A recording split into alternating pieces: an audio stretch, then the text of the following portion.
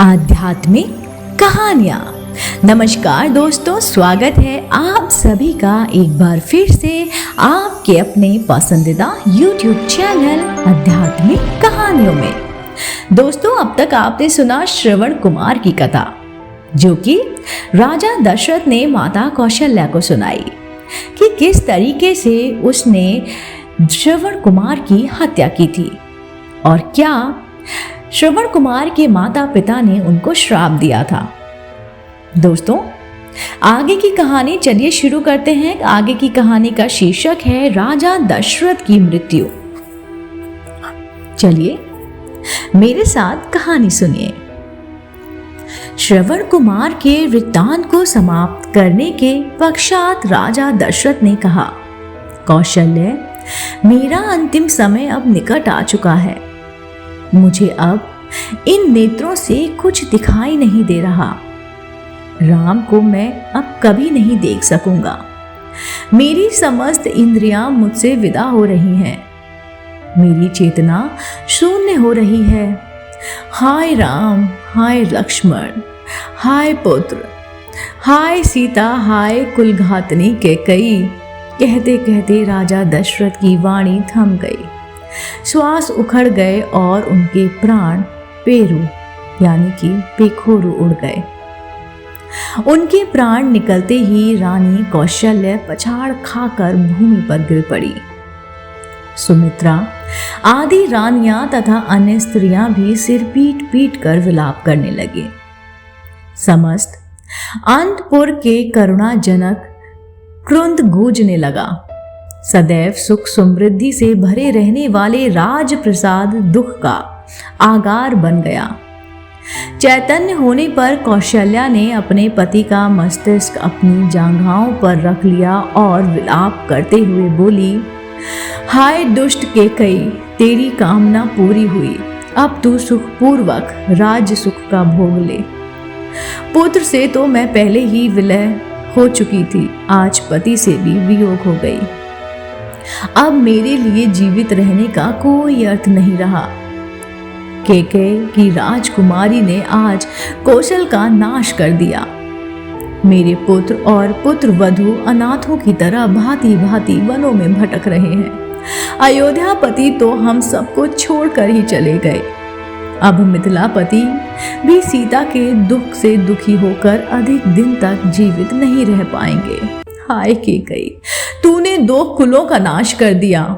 कौशल्य महाभारत दशरथ के शरीर से लिपटकर फिर मूर्छित हो गई।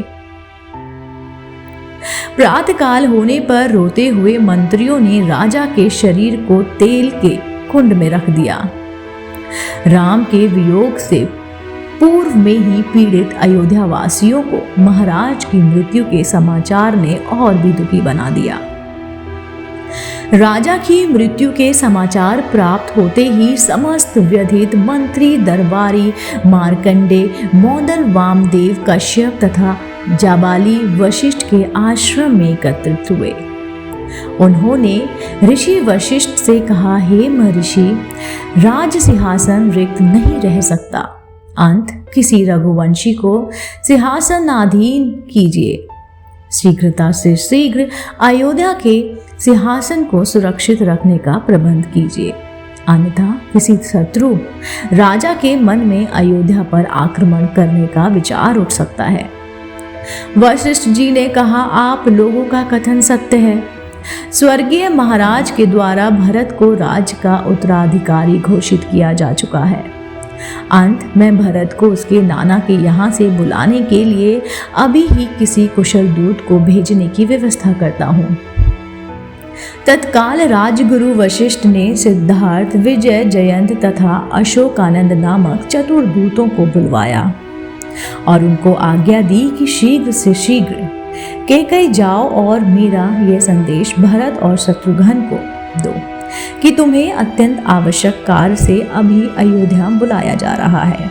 ध्यान रखो कि वहां पर राम, लक्ष्मण और सीता को वन भेजने का या महाराज की मृत्यु का वर्णन कदापि मत देना। कोई भी ऐसी बात उनसे मत कहना जिससे उन्हें किसी अनिष्ट की आशंका हो। उनके मन में किसी भी प्रकार के अमंगल का संदेह उत्पन्न हो। राजगुरु वशिष्ठ की आज्ञा पाते ही चारों दूतों ने वायु के समान वेग वाले अश्वों पर सवार होकर केके देश के लिए प्रस्थान किया। वे मालिनी नदी पार करके हस्तिनापुर होते हुए पहले पांचाल और फिर वहां से शरण्य देश पहुंचे। वहां से वे इक्षुमती नदी को पार करके वाहिक देश पहुंचे। फिर विपाशा नदी पार करके केके देश के गिरिव्रज नामक नगर में पहुंचे। जिस रात्रि ये दूत गिरिव्रज पहुंचे उसी रात्रि को भरत ने एक अशुभ स्वप्न देखा। निद्रा त्यागने पर स्वप्न का स्मरण करके वे अत्यंत व्याकुल हो गए। अपने उस स्वप्न के विषय में एक मित्र को बताते हुए उन्होंने कहा, हे सखा, रात्रि में मैंने एक भयानक स्वप्न देखा। स्वप्न में पिताजी के सिर के बाल खुले हैं। वे पर्वत से गिरते हुए गोबर से लथपथ थे और अंजलि से बार बार तेल पी रहे थे और हंस रहे थे। मैंने उन्हें तिल और चावल खाते तथा शरीर पर तेल मलते देखा है।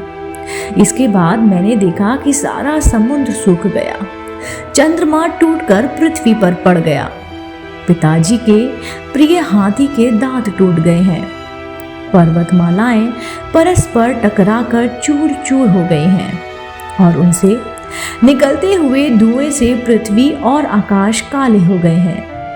मैंने ये भी देखा कि राजा गधों के रथ में सवार होकर दक्षिण दिशा की ओर चल रहे हैं। ऐसा प्रतीत होता है कि यह स्वप्न किसी अमंगल की पूर्व सूचना है।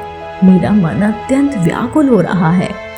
भरत के स्वप्न का वर्णन समाप्त किया ही था कि अयोध्या के चारों दूतों ने वहां प्रवेश कर उन्हें प्रणाम किया और गुरु वशिष्ठ का संदेश दिया। हे राजकुमार, गुरु वशिष्ठ ने अयोध्या की कुशलता का समाचार दिया है तथा आपके तत्काल अयोध्या चलने का आग्रह भी किया है। कार्य आवश्यक है, अतः आप तत्काल अयोध्या चलें। दोस्तों, उम्मीद करती हूँ आपको मेरे द्वारा सुनाई गई कहानी राजा दशरथ की मृत्यु पसंद आई होगी।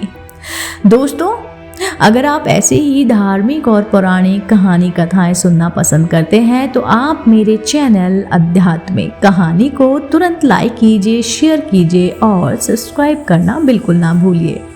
मैं अगली कहानी, जिसका शीर्षक होगा भरत शत्रुघ्न की वापसी, जल्द ही इसी चैनल द्वारा आप तक प्रस्तुत करती रहूंगी।